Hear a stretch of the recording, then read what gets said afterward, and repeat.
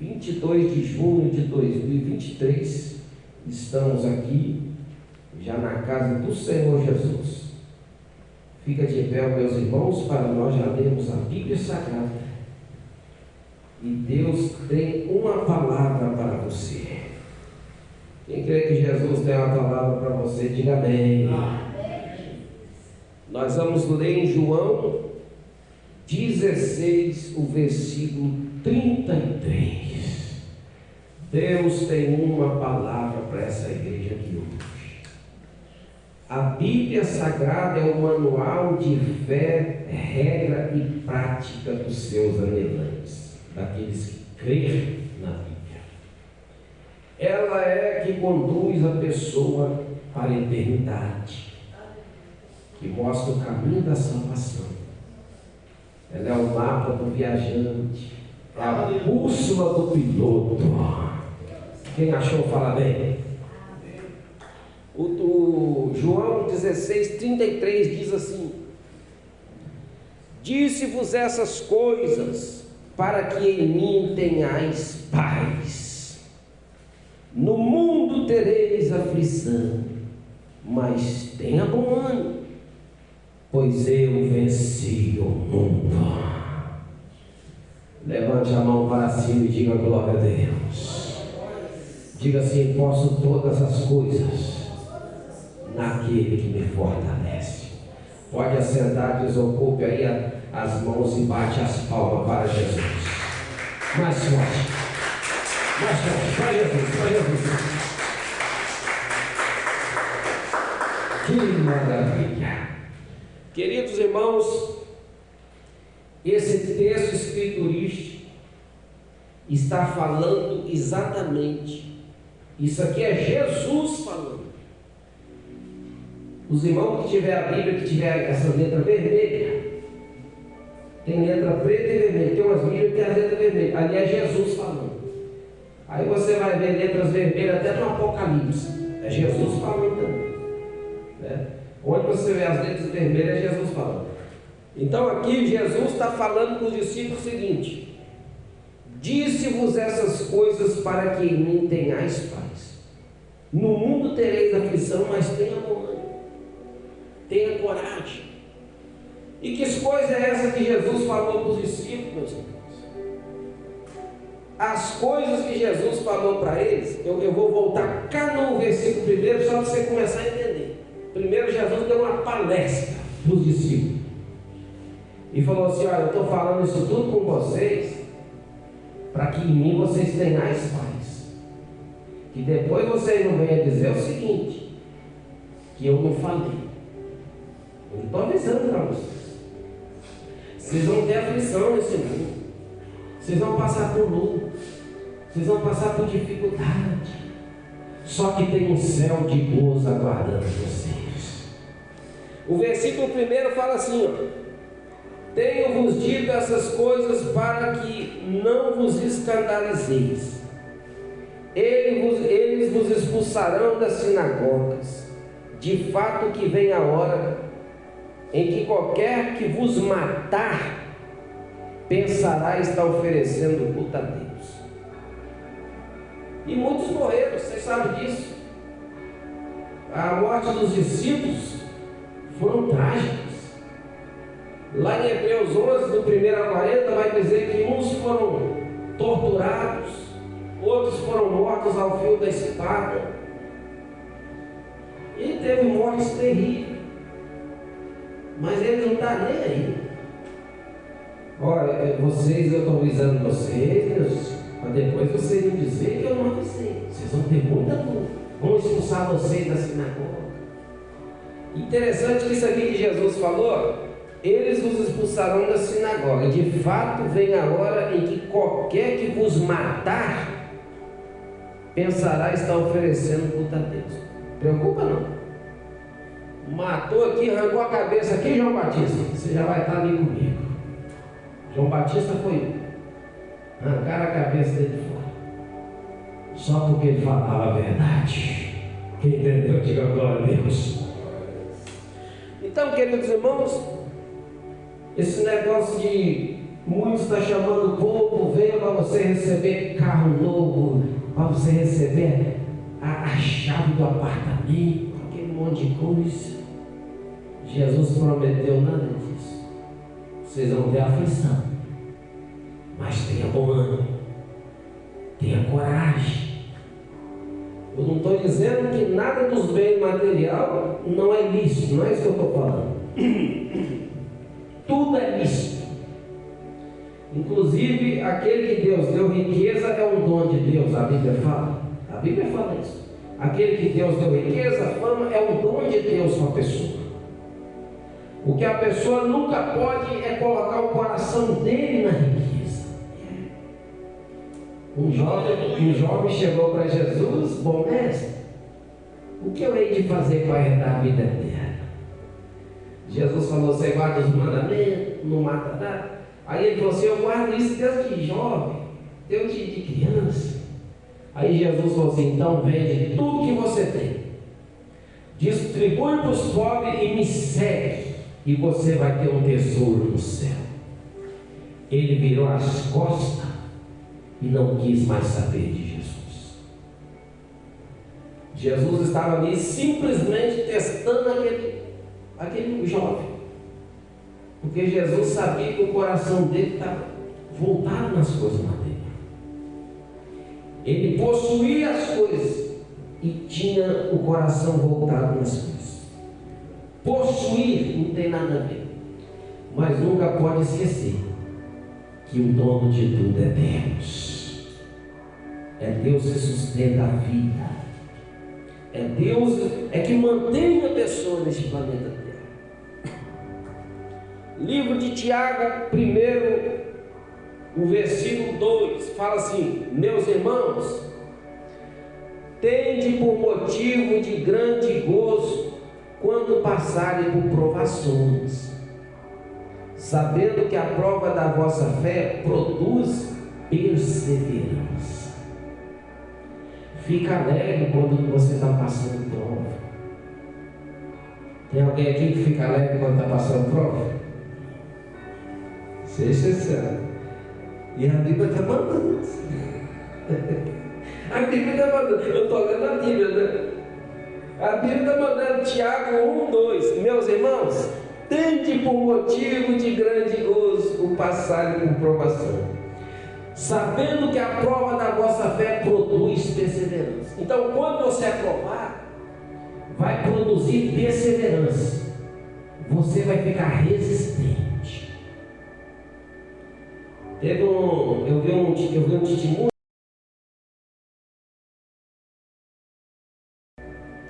É para segurar a corda de carga essas cordas de nylon. E a mãozinha dele era fininha. Os primeiros dias não foi brincadeira, mas o tempo foi passando, a mão foi engrossando, foi ficando igual o casco de tatu. E ali já pegou aquela experiência, né? Então, são experiências, né? Então, a Bíblia diz assim: a prova da nossa fé produz perseverança. A pessoa vai pegando resistência. Sabe o que o apóstolo Paulo falou? Desde agora ninguém mais me inquieta, porque eu trago no meu corpo as marcas de Jesus. Paulo já era cicatrizado. Paulo, ele aprendeu. O próprio Jesus falou assim: Ananias, vai lá na rua chamada direita, procura na casa de Simão um homem por nome de Saulo.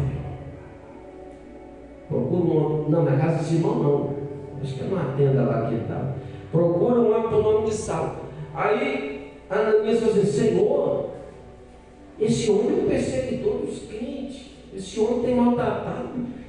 E Deus falou assim: Ananias, vai lá, porque ele é um vaso de honra para mim. Eu vou ensinar ele como se padece pelo meu nome. Quem entendeu, diga glória. O perseguidor passou agora a ser perseguido. Paulo agora ele passou a ser perseguido. O perseguidor.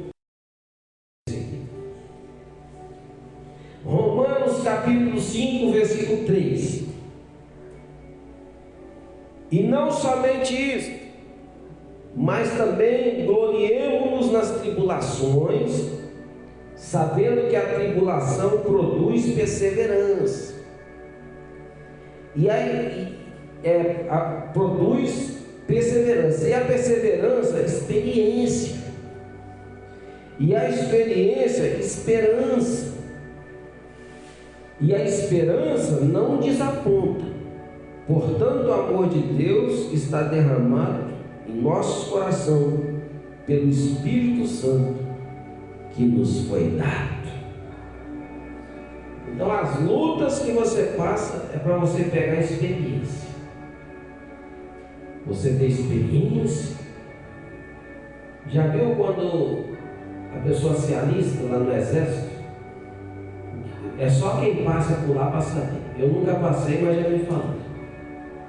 Mas disse não é brinquedo.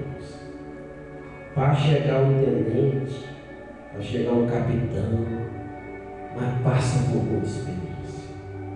E Paulo chega a dizer que nós estamos numa milícia, nós temos que trabalhar como soldados de Jesus Cristo. Lá está lá em Timóteo. A pessoa entra na peleja e ele começa a aprender, começa a entrar numa peleja. E é uma peleja espiritual. A peleja de espírito. Uma luta espiritual. Eu vou falar para vocês que o espírito ninguém vê. Parede de alvenaria não segura.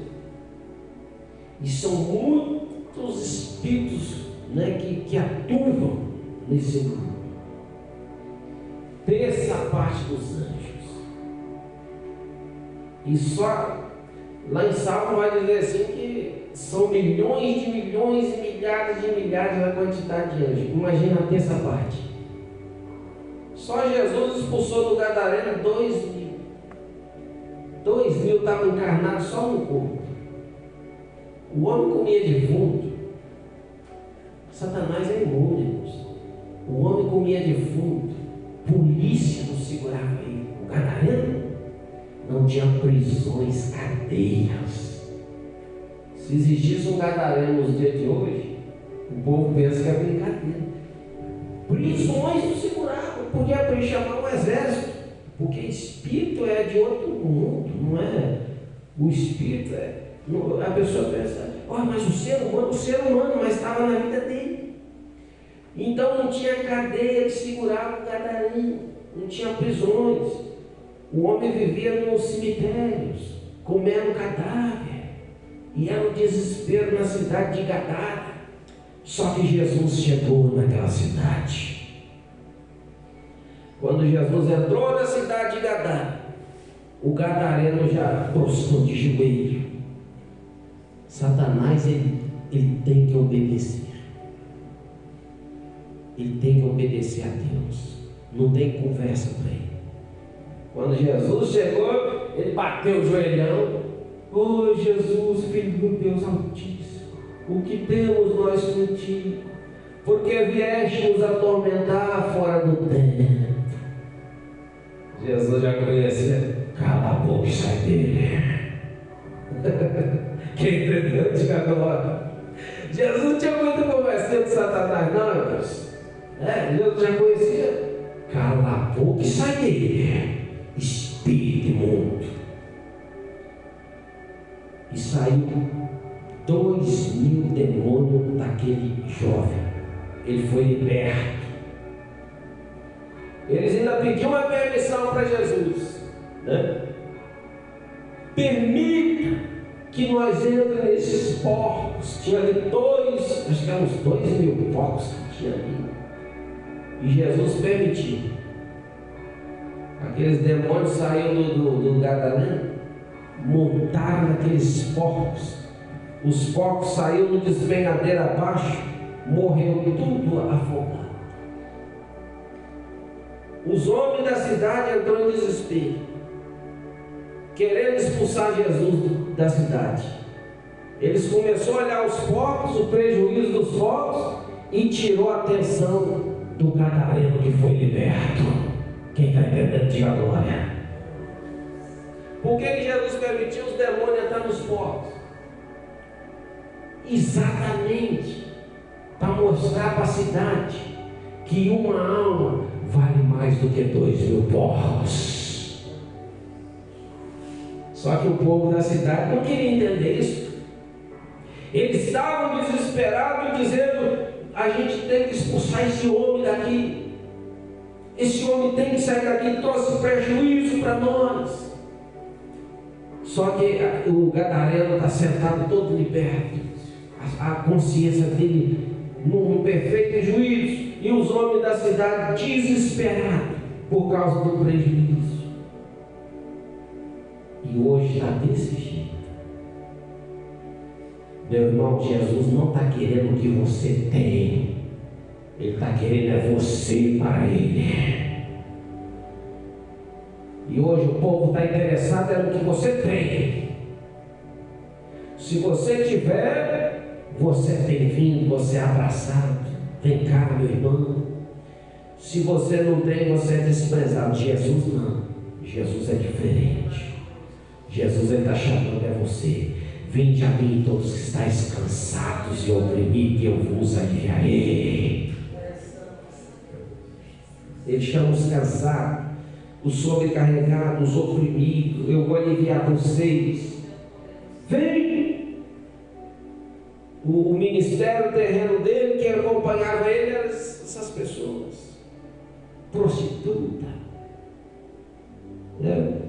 Entrou na casa do pecador, lá foi ungido pela mulher pecadora, que enxugou os pés dele com o cabelo. Muitos ignoravam aquela prática. Sabe o que Judas chegou a falar? Judas falou assim: por que o senhor não fala para essa mulher aí pegar esse óleo que ela gastou? Valia um salário mínimo. O que foi Maria Madalena que ungiu os pés de Jesus, né? Se eu não me engano, valia um salário mínimo. Aquele óleo que ela gastou ungindo a Jesus, enxugando com o cabelo. Aí Judas falou assim: por que não pega isso aí e vende e distribui para os pobres? Sabe por que Judas falou assim? Está escrito ali. Judas falou assim, não pela preocupação que ele tinha com os pobres, mas porque ele era ladrão. Ele tinha salva e ele roubava. Está na Bíblia. O que eu estou falando está escrito.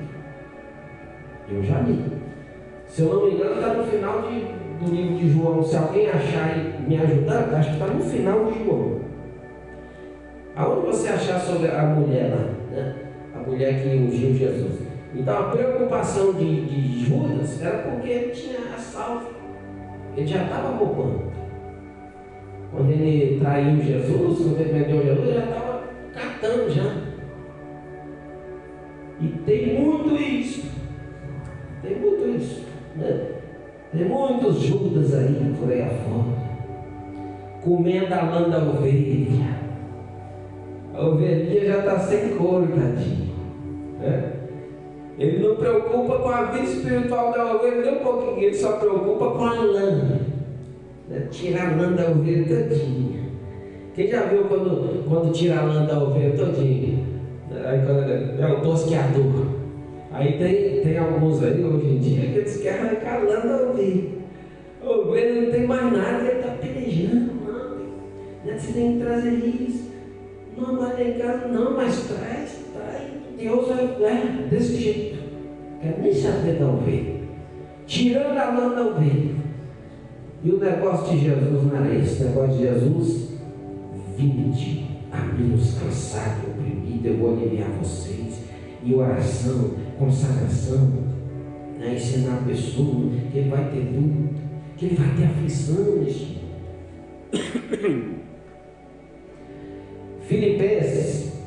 Filipenses 3, o versículo 13. Irmãos, quanto a mim, não julgo que que haja alcançado.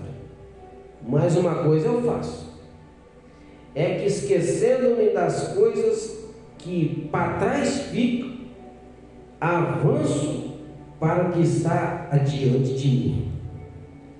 Prossigo para o alvo, pelo prêmio da vocação celestial de Deus em Cristo Jesus.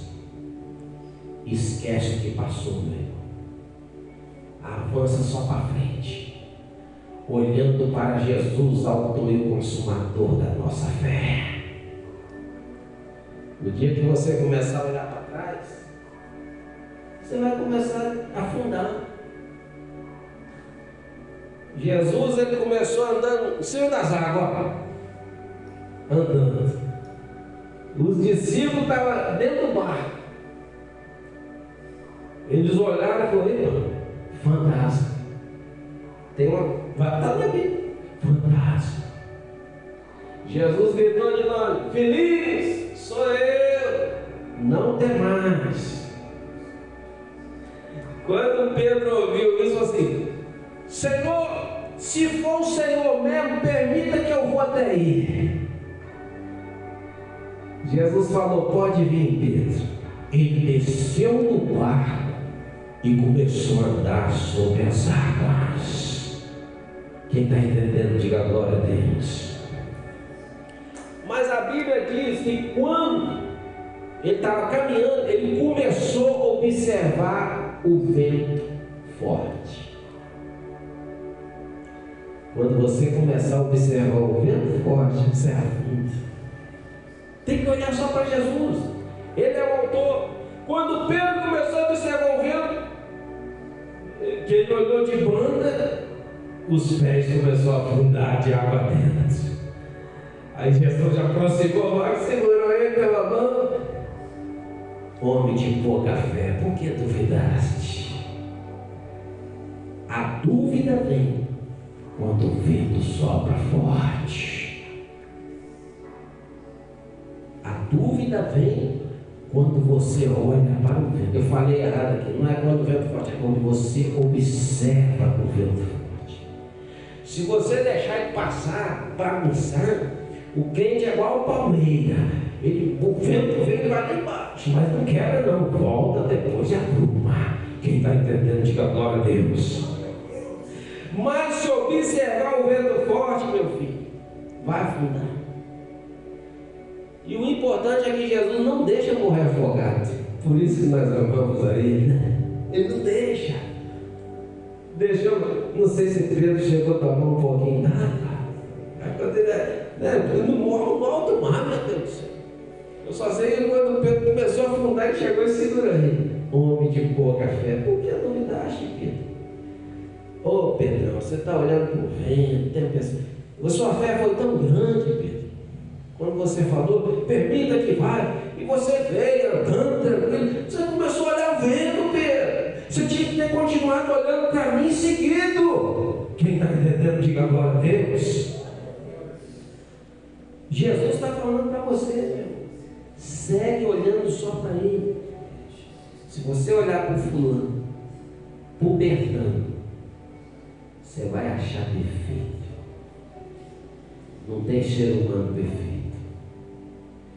Em Marcos 13, no versículo 13, fala assim: sereis odiados por todos por causa do meu nome, mas aquele que perseverar até o fim será salvo. Quem quer ser salvo, levante as tuas mãos. Aí alguém vai me perguntar assim: quando é o fim? Aquele que perseverar até o fim será salvo. Quando é o fim? Aí alguém vai me dizer assim: o fim é a vinda de Jesus. Não está errado, não. Só que tem outro fim. Nem todos vão estar vivos na vinda dele. Nem todos. E aqueles que morreram ontem? O fim já chegou para ele. E aqueles que vão morrer hoje? O fim vai chegar para eles. O importante é a partida, o jeito que a pessoa vai partir.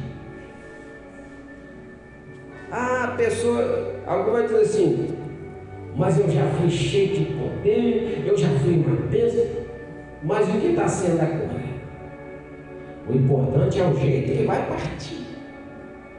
Né? O importante não é o que foi, não é o que está sendo, não. É o que vai ser na hora da partida.